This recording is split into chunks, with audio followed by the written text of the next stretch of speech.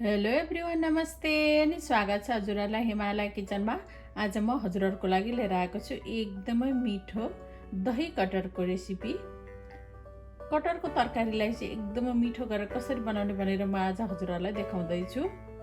ल अब यसको लागि मैले यहाँ प्यानमा 3 ठुलो चम्चा तेललाई तताउन राखेको छु। हजुरहरूले अलिकति धेरै तेल लिन पनि सक्नुहुन्छ। र यसमा मैले राखेँ 300 ग्राम जति कटहर। मैले चाहिँ क्यानको कटहर लिएको छु। यो चाहिँ हल्का बोइल गरिएको हुन्छ। हजुरहरूले काँचो कटहर लिँदा चाहिँ केही बेर बोइल गरेर बनाउनु भए पनि हुन्छ। र प्रेसर कुकरमा बनाउँदै हुनुहुन्छ भने चाहिँ बोइल गर्नु पर्दैन। र मैले यहाँ राखेँ कटहरलाई तेलमा।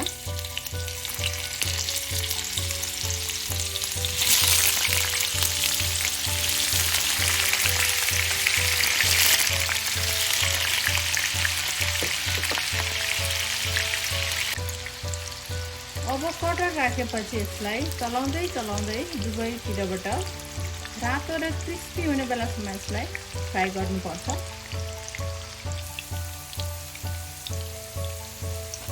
ल अब कटहर चाहिँ दुवैतिरबाट यसरी फ्राई भएको छ, रातो रातो देखिएको छ, क्रिस्पी देखिएको छ। अब म यसलाई झिक्छु।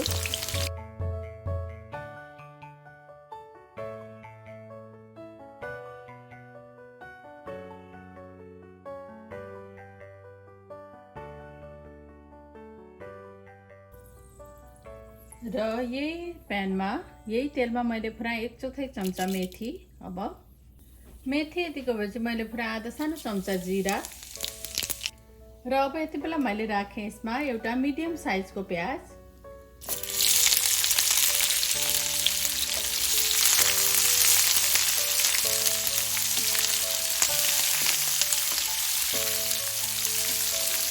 कटहरमा चाहिँ प्याज अलिकति धेरै लाग्दा मिठो हुन्छ।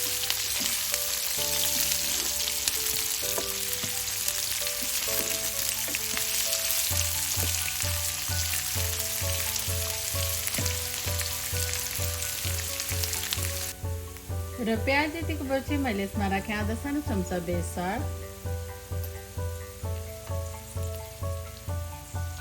आधा सानो चम्चा काश्मिरी रातो खुर्सानीको धुलो, एउटा रातो सुकेको खुर्सानी, 2टा सानो सानो तेजपत्ता मिक्स गरिदिउँ।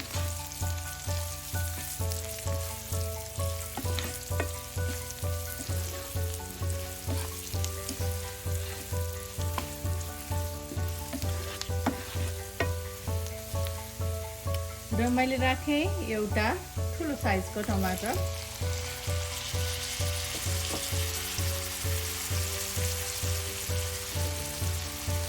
टमाटर राखेर थोरै नुन राखेँ मैले।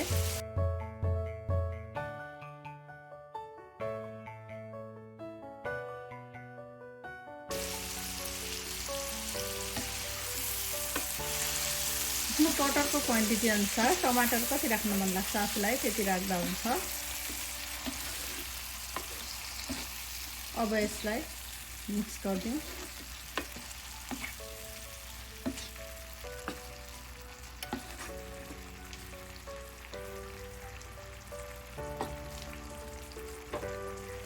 अब यसलाई छोपेर यो टमाटर राम्ररी गलुन्जेलसम्म पकाउनु पर्छ।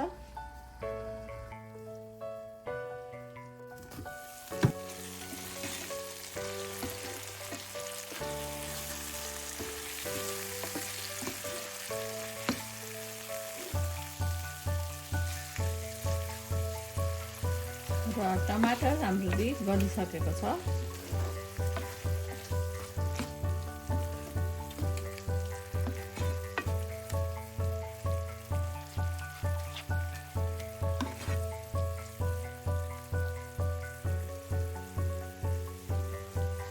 र मैले यहाँ 2 ठुलो चम्चा दहीलाई यसरी हल्का फिटेर लिएको छु। मैले त्यसलाई राखेँ। यसरी दही राखेर कटहर बनाउँदा एकदमै मिठो हुन्छ। थोरै नुन राखेँ। दही राख्दा हिटलाई जहिले पनि हामीले सानो बनाउनु पर्छ र यसलाई चाहिँ अब कन्टिन्यू चलाइराख्नु पर्छ। यो उम्लिन नथालौँ जेलसम्म।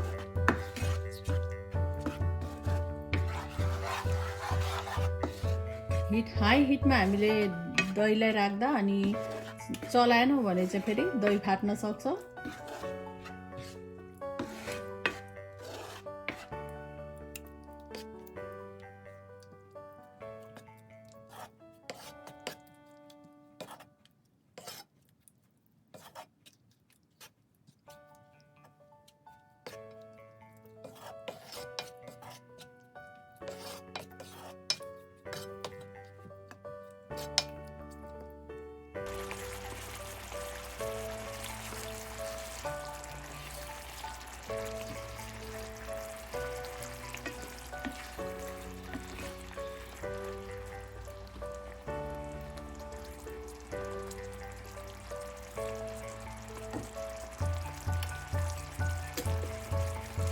ल अब यति बेला भएपछि मैले राखेँ ठुलो चम्चा जति लसुन अदुवाको पेस्ट।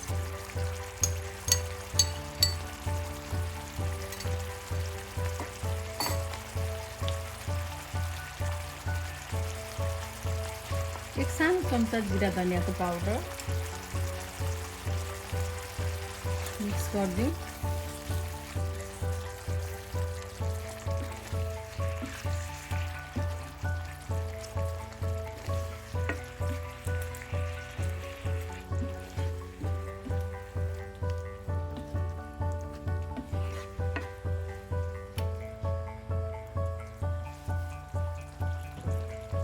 अब मैले अघि फ्राई गरेको कटहर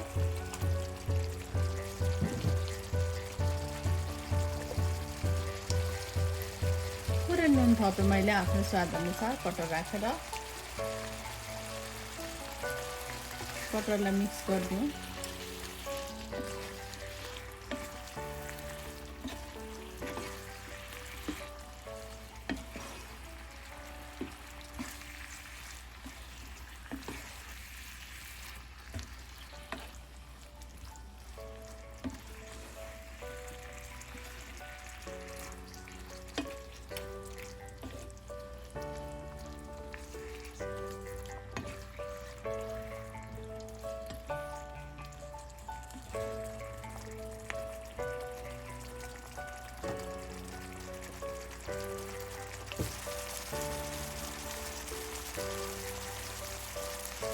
र म यति बेला राख्दैछु यसमा मनतातो पानी।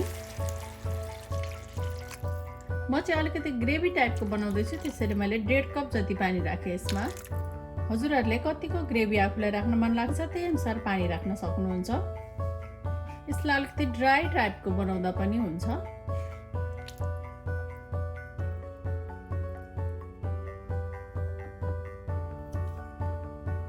फेरि थोरै नुन थपेँ मैले आफ्नो स्वाद अनुसार।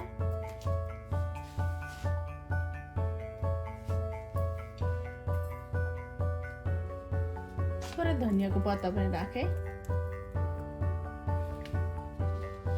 अब छोपेर यसलाई 20-25 मिनट जति पकाउनु पर्छ।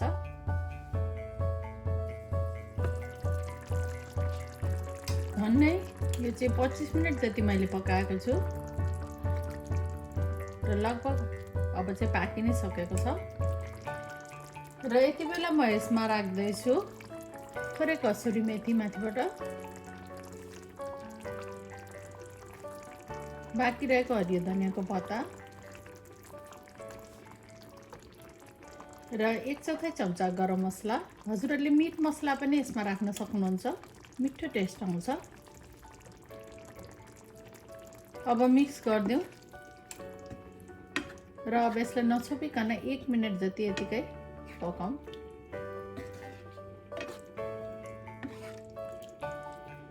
प्रेसर कुकरमा बनाउँदै हुनुहुन्छ भने हजुरहरूले 1 सिटी लाउँदा नै रेडी भइसक्छ। आफूलाई अलिकति कम पाकेको मनपर्छ भने अरू 4-5 मिनट कम पकाउन पनि सकिन्छ यसलाई।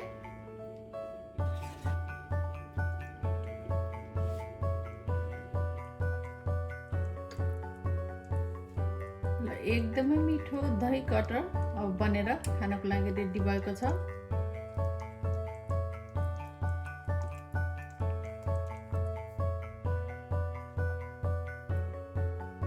ल एकदमै मिठो गरी अब दही कटर चाहिँ यसरी बनेर रेडी भएको छ।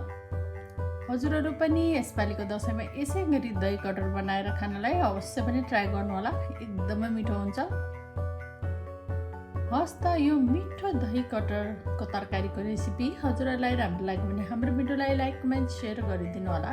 यस्तै रेसिपीहरूको लागि हाम्रो च्यानललाई सब्सक्राइब पनि गरिदिनु होला। सब्सक्राइब गरिसकेपछि नजिकै रहेको नोटिफिकेसन बेललाई पनि अवश्य पनि क्लिक गरिदिनु होला। फेरि पनि यस्तै मिठो परिकारको रेसिपी लिएर आउने नै छु। हाम्रो भिडियो हेरिदिनु भएकोमा हजुरहरूलाई धेरै धेरै धन्यवाद।